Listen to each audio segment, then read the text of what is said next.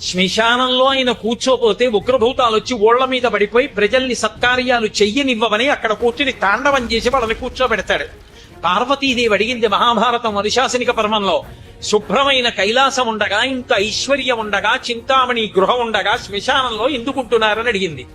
అడిగితే ఆయన చెప్పాడు, పార్వతి బతికున్న నాళ్లు అన్ని చోట్లకి వెడతారు, ఏమీ తోచట్లేదు, శ్మశానానికి వెళ్ళొద్దామని ఎవరు రారు పార్వతి.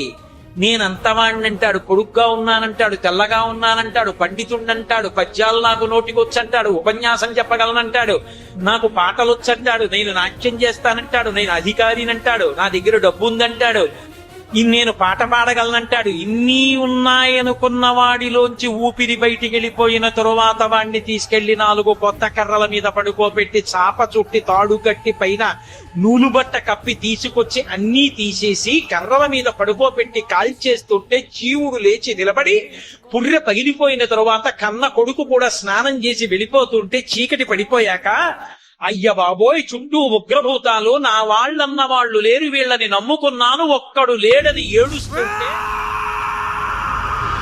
నేనున్నాను రా చెప్పడానికి నేను కూడా లేకపోతే చచ్చిన వాడు 1000 మాటలు చచ్చిపోతారని అక్కడ ఉన్నాను. భారతి నా కర్మకాలక్కడ లేనన్నాడు.